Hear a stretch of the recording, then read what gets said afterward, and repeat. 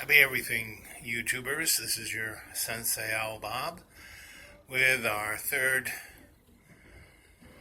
in the episode of what it is to be a father, a male role model.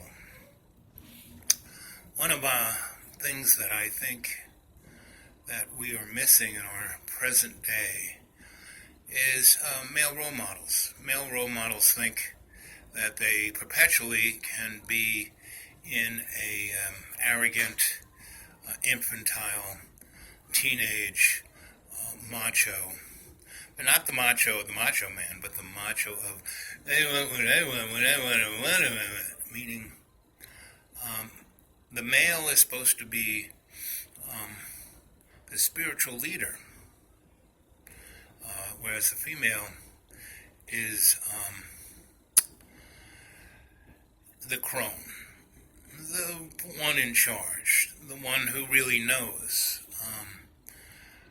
But the crone gives the spiritual leader the agenda through the grandmother's council, and the male and males, because there is the leading male, and the leading male, like I said, in the totem pole, it's not the guy, the lowest man on the totem pole is the leader, is the chief, is the boss, because he's the foundation. The rest of those chuckleheads above him, that's all they are. And the guy with the wings, like I said, he's Prometheus, and he gets his wings burned off. So, fathers have to lead by example. And all of the males in my life have pretty much done that to a certain degree, have been an example. And the bottom line is how well they lead by example. And my father, his best characteristic was his unconditional, fun-loving self, right? When he got stressed and didn't know what he was doing, he would be consumed by his fear. And he had severe PTSD. He joined the Air Force in the 30s. He was a college grad. The height of depression, he couldn't find a job. He got a job as a lifeguard and elevator operator with a college degree. And worked at the New York World's Fair. Grover Cleveland ran that. And my mom was one of the luminaries. She ran the medical everything. And when he went to get examined, that's when he met my mom. And he pined for her for a number of years before they finally got together. She didn't even know he existed. So when he joined the Air Force, he first went in as a pilot. Well, they didn't have much money, so they were looking for guys who already knew how to fly. They were looking for guys who had all the perfect everything, eyesight, physical. Well, my dad had good everything, but not kind of to the perfection they were looking for. And he really wasn't, to fly, you really have to be born to fly. The first time I took controls of an aircraft, I wasn't scared, I wasn't upset, and I flew it. Not a problem, And, of course, it was a glider, but, still an aircraft. And, a glider, the wings are so long, the aircraft is so light that for every foot you go down, you go forward about 30 feet. So, it wasn't, you could put it in a steep dive and still, that was, it was, you let go of the stick, the nose would come up and the plane would almost fly itself. And landing and takeoff wasn't that big a deal either. And because, you land in a big, long field, and you kind of swoop down, and you had a lot of time to put that one tire on the grass. And taking off, either an airplane pulled you up into the sky, which was most of the case for me, or, I also flew a glider that had an engine that you pushed a button and this little door opened up and a small lawnmower engine came out and with a propeller, and and you could actually take off even with that. So my dad was not a pilot. He didn't have it in him, and but he was an amazing administrator, and he really scored high on all the above. So he kind of, what they say, washed out. I said, well, hey, we if you wanted to go in the Army and become an officer, not a problem. But my dad didn't want to do that. So, he went back to trying to get a job and chasing my mom. And the war clouds appeared, and he got a call saying, hey, we actually need a guy like you. We need a guy on the ground to organize wings. We're going to have lots of guys going in bombers, and we're going to need an organizer, a guy like you. And my dad fit it perfectly because he saw, groups and wings and squadrons like football teams. And that's how we organized them. And he was really good at that because he instilled a kind of team spirit. And so for the first year, it was pretty cool because he rose up in the ranks very quickly because he was, like I said, a really great administrator. And, he traveled around the country. He liked that. He got a lot of respect. People saluted him. And my mom liked it, so she kind of got married, and all his buddies had their swords, and, he had the military wedding. And she liked that travel, And pretty much they had my oldest sister first. And, war broke out in Europe, but we weren't in it quite yet. But everybody knew we were going to, and so they were preparing. And so my dad, was on the ground floor. So by the time the war came, he was an administrator of large group. And so when they did daylight bombing, they would do 900, 1,000, 2,000 aircraft, right? And at the beginning, it was like a turkey shoot because the Germans were seasoned fighter pilots. They had the best of interceptors. And we were flying, the English were going, what are you, nuts? At least do this at night. And where it makes it a little harder for these guys to knock you out. But we started doing daylight bombing because, you could really be precision. But it's pretty tough when the Germans knew exactly where you were going. And so they had all of their anti-aircraft. So as soon as you came off the channel, all those Me-109s were in France and were just attacking, for 300 miles from the coast into where Germany would be and their targets were. And then they went down a bowling alley of anti-aircraft guns that were zeroed in on these guys. So it was like a good 400 miles of death in and death out. So at the beginning, their losses were astronomical. They were losing 3/4 of every flight. He was sending, and my dad was the guy up on the stage with the map and the pointer going, okay, boys, you're going to go here. And they'd, and then they'd all fly off and die, and he would stay at the headquarters, drinking tea. And then when they came back, he did the debriefing, which was, Bob's head got blown off, and I had to fly the plane, and he was bleeding all over me, and then the top gunner got his, colon blown out, and the shit was all over me, and his blood, and it was pretty horrific stuff, and he was sending these guys into the horror. He was the face of death. I did that. Dad did that almost for 4 years. And so he really had issues that he never, ever handled. He just kind of stuffed them deeper and deeper into, becoming a millionaire, having a family. But when that anger and fear and horror popped up, it popped up in our faces, his children, his wife. And that's what I saw when I saw my father. But I was very good at saying, he's about to pop, okay, I'm leaving the room. where my brothers and sisters not so good at that. They would like, I want to go out, I want this, I want that. Oh, you can't tell me what to do. Ooh, then that was it. Me, I say, yes, sir, right away, sir. Go do whatever you want. Yep, tell me, order me, give me an order. Yes, sir. And then I'd go off and do whatever the heck I wanted because he wasn't very good at checking up, When you're a colonel, you don't check up. You have other people checking up. Well, he didn't have those other people. So I said, yes, sir. It wasn't until I was 45 and we had a business together that my dad said, over all these years, you always did whatever the heck you wanted. You just said yes. I said, yep. Didn't it work out better? We never had an argument. Right? He goes, yeah, I guess so. So by the time I had something to do with my parents, they were already in their 70s. they were slowed down a great deal.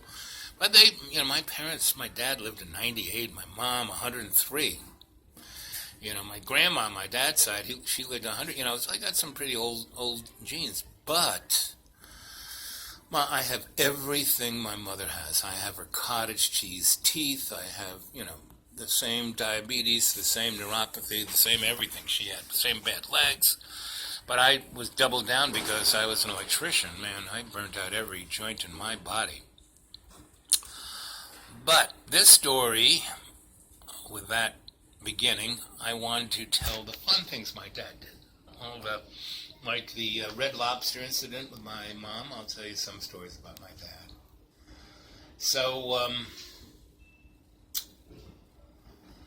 most of my life, I wasn't, my early days, I was with my grandma, we would just come for Friday night dinner. I would, see them once in a while, but wasn't ever there. But my Uncle Steve, Mr. Orr, Mrs. Gerling, and then when I nearly got murdered by a nun at HRS, Hitler's Rifle Squad, the Holy Redeemer School, I was, we were ground zero, right? Big window, right? And when the missile crisis was coming, and before the missile crisis, we would have fire drills and air raid drills at least 3 times a month, if not more. And when the missile crisis was, I was in first grade, and maybe second grade, I'm not quite sure. But anyway, they made us get under our desks, and I wouldn't do it. And the nun said, so why aren't you getting under the desk? I said, listen, sister, we are ground zero. The Russians will drop a hydrogen bomb right there, and we will be atomized. And getting under my desk won't, do anything, because with that first big flash, forget the blast. The flash will turn us into carbon, and then the blast will blow us, asunder. So, and then the glass from that big window will slice us up like Swiss cheese. I really don't think getting under a desk. Anyway, somewhere, somehow, I pushed some button, and I kind of had this great gift at pushing people's buttons who are in authority who aren't, right? So here's a nun at the lowest, ebb of authority, but she, beats up the kids, screams at them, hits them with a ruler. Well, she grabbed me by the throat, pushed me up again, and I was a little I was a little guy, and she just lifted me like 4 feet off the ground and just started with a closed fist punching my face. She broke my jaw and my orbit, and that's why this eye is as fucked up as it is. Everything you've done to yourself in the younger days will come back and haunt you. The reason my ankle is totally, WTF, is because I broke it when I was 14. Yeah, it healed and fine, but at 70, it's turned into mush. And, with diabetes, neuropathy, and all those other great things. And so, I was sent off because, I was in the head nun's office, bleeding, unconscious, gigantic. My whole side of my face was just one gigantic purple pulp, and my jaw was like sideways. And the nun, the head nun, said, "Oh well, we have the ambulance coming to take your son to the Catholic mental institution to have a lobotomy because he's obviously insane. And my mom looked at the nun and said, no, I know my son.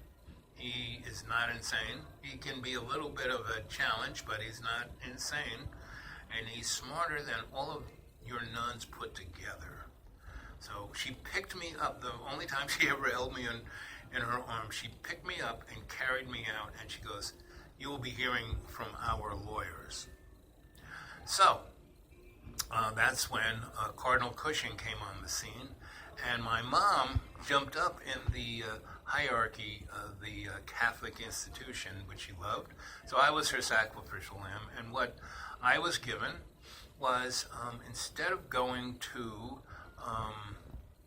the Catholic Catholic school, Hitler's Rifle Squad, I went to Garden City, where there was a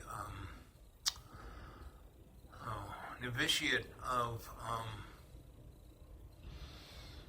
these guys were the Maryknolls. And the Maryknolls were the Maryknoll sisters were the first nuns to get rid of the penguin suit.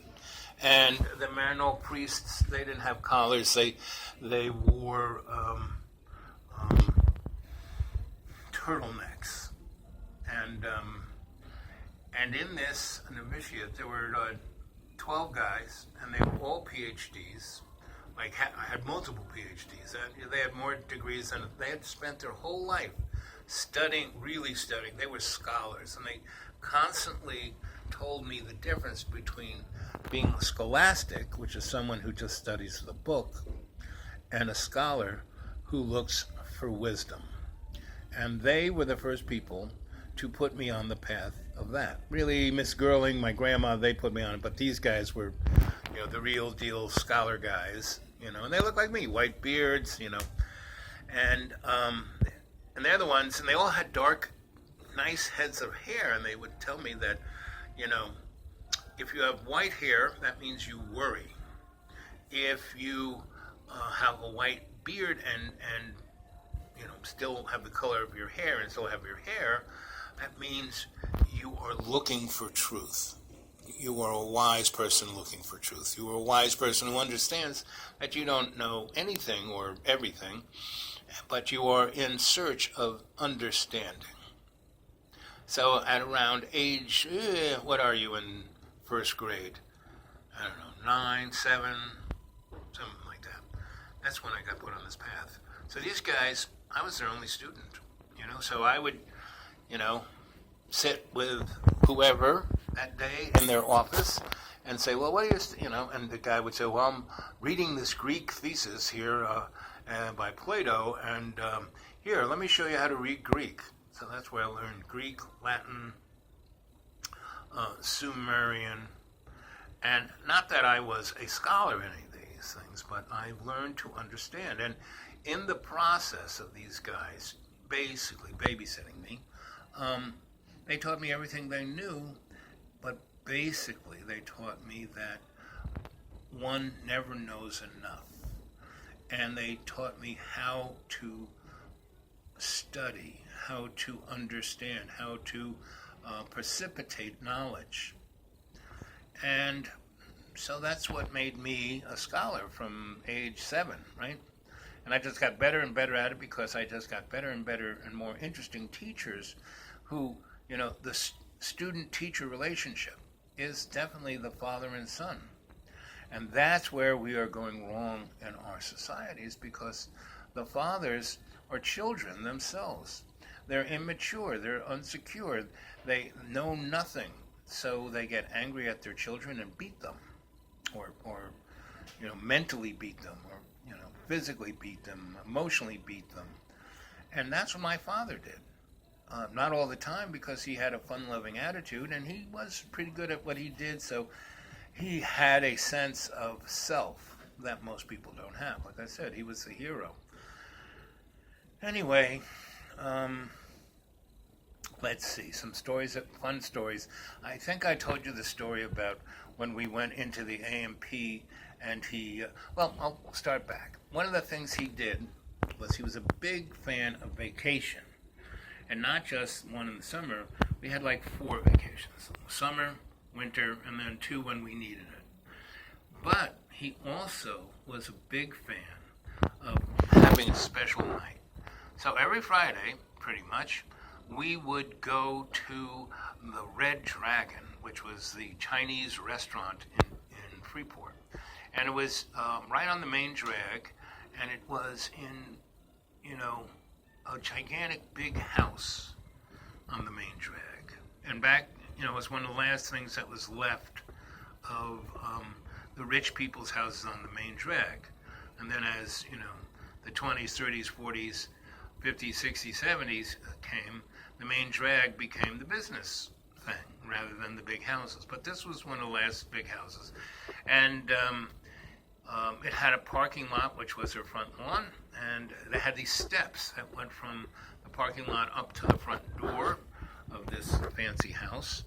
And on either side were two big red lacquered dragons and had lights in their eyes that would, were deep red. And it had a light in its mouth down below where it glowed orangey red. And you walked between those two dragons into the thing, and the whole house was set out very Chinese, lanterns and silks, and all the waiters and waitresses were dressed in silks. And, we had no idea what Chinese food was, but, we would go and have Chinese food. And nobody there was Chinese. But it was the special thing. And I loved the poo-poo platter, just the way it sounded, poo-poo. And, and it would have all these, wontons and fried and steamed things. And that's all, don't you wait? No, poo-poo platter, that's it. And 7-Up. And so we would just have the greatest time because everybody would be silly, and it would be okay to be silly because we were in a Chinese place, and even though these were all white people, and these were parents of people I knew, of my friends. So anyway, that was our special thing. The other special thing was there was this French restaurant that had lamb, and my mother loved lamb. And the guy who ran it and a lot of the people who were in that restaurant knew my father as the hero football player. So he got like Hollywood attention. And they would put us in a back little dining room so we could be as crazy as we wanted to be, and my dad wouldn't have to worry. And they could, have a few cocktails and get loose. And my mother loved mint jelly with lamb. I mean, she would eat mint jelly straight out of the jar. And my dad did anything to make my mom happy so he could be happy and maybe get a little. So that was that thing until the management changed in that restaurant. And they had a new maitre d' who was French. I am French. And so he kind of basically thought we were heathens. And so instead of us getting the nice dining room, we got, put in the linen closet. And my parents got a little more loose than they normally did. And when my mom asked for the mint jelly, and the guy said, "Oh, we do not serve mint jelly with lamb in this restaurant." Well, my dad said, "Oh, get whatever you want." And so, we ran up the bill. And then he told us all to go out to the car. And we all went out in the car. We're all sitting in the car. And then he comes out, and the French guy is like, runs out of the restaurant, and, "You didn't pay. And my father just turned around and clocked him. And this guy spun like a top. And then my dad hit him the other way, and he just kept spinning him in both directions and coming connection with the guy's head. While he was spinning one way, he'd hit him the other way. And he left him a bloodied pulp right there in the parking lot. And again, this was another place that was on the main drag. So people are driving by, and they know who my dad is because he's a football hero. And he is beating this guy into beyond submission, like what the nun did to me. Anyway, so what happens is the French guy, got blamed and fired and run out of town, because my dad was the football hero. And he was like the Donald Trump of our town, at least within a certain category. He wasn't running for politics. He wasn't a billionaire. But he was a football hero. So, and a war hero, too. I mean, he was, I remember him sometimes wearing his uniform, and he looked awful good in that uniform. So, going on vacations. So he was always over the horizon. It wasn't like we have to get here and do this and see the gigantic ice cream cone in Pennsylvania. He'd drive along and he'd have a bunch of stops that he'd kind of done some research. He was really good at doing research. And he would pretend like we just stumbled on these places. And then there were lots of places we did stumble on. And one time we came onto a farm that was really bucolic and beautiful, and we just kept driving up this big, long lane up to the thing. And little did we know that was the American Nazi Party. And we drove in there, and it's beautiful white. Everything was whiter than white. And we drove in there, and there's a gigantic Nazi flag on the flagpole. And my dad saw, a lot of people die under the hands of the Nazis. So as soon as we came into that, circle in front of this big white place, and all these guys came out in brown shirts with swastikas on their, and my dad was ready to fight, and there were like hundreds of these guys, He couldn't believe the American Nazi Party was there, not too far from where we were, and he was ready to take them on. And my mom, Ray, and these guys were ready to kill him because he was white, but they made some, my dad wasn't a dark Italian. His skin was relatively light because his mother was northern. But he did have pretty curly hair. And so they were making comments like he was a black guy and why, how dare he have children, scum children, mud children with this beautiful German white woman, because that was my mom, she was German. German-Irish, but her look was definitely German. She took on the Steinbeck side of the family. Anyway, so that's just a few of the things my dad, he did hundreds more. I'll tell you more stories, because this is what Father's Day is about. It's about your dad and what he did with you and how he did it with you and how it affected you.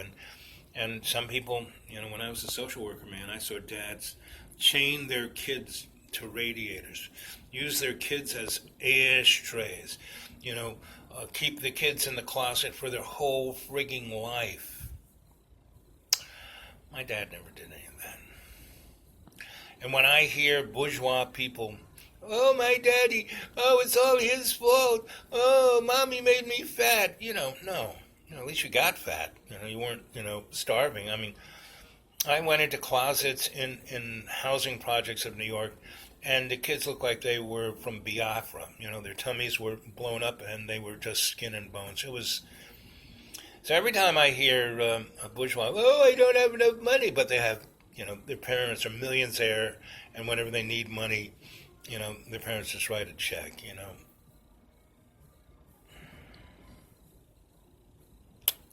And when I see people, there are a lot of people spare changing on the side of the road in the highways, and people spit at them and tell them to get a job. Just wait till they're out there on the highway.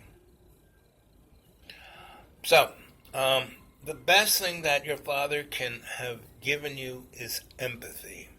And my father did do that. He was quite interesting. When I remember we went to visit where he had been, and we visited his staff. And pretty much they were black, and everybody was not the average person. And they all, yes, sir, oh, look, Colonel DiMartino. And I would ask, because whenever my dad went on one of these little visits, he said, you want to come? And I loved the Air Force. I loved airplanes. I love the technology. And I could just stroll all over the place, go climb up into a B-52 and pretend I was flying it. It was pretty cool to be a little kid with my dad. And I remember asking him about these, Sergeant, Bilko over there, he's so, meaning he was gay, and he was like a gay guy. You can tell. And that other guy over there, he was, black, and that guy was Hispanic, and there was a lieutenant who was a woman who was their boss. And anyway, my dad said, well, I only hired people who did their job the best. And I never cared what they did, when they weren't on the job. And I never cared, what race they were, what religion they were, what gender they were, as long as they could do their job really well and made me look good. That's all I cared, And then I watched their back. I made sure they got promotions.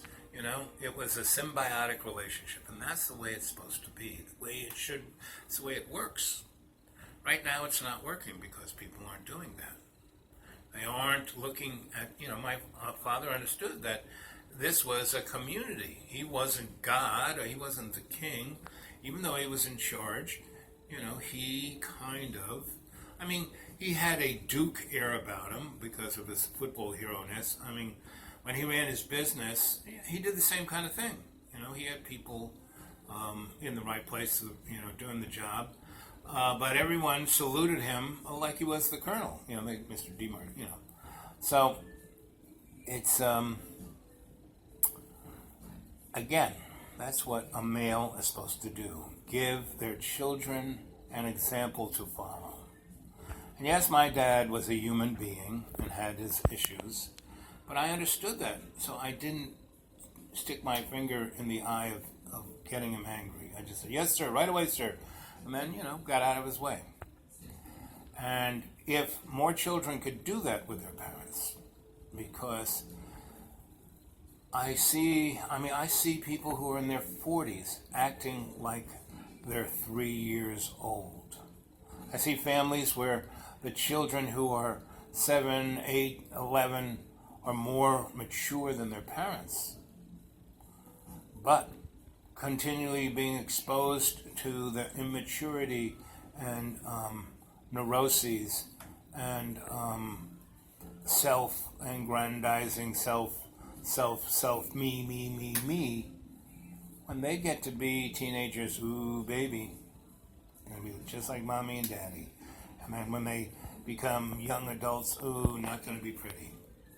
And whatever snowflake thing that people talk about, and really, my observation of generations, everybody's the same.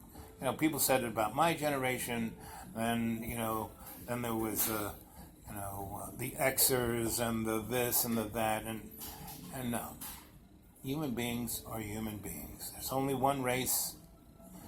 We're like Mr. Potato Head. We got a varying different characteristics, but we're all human beings. Anyway, so that's a while. Let's see how quickly this loads up. Okay, catch you later.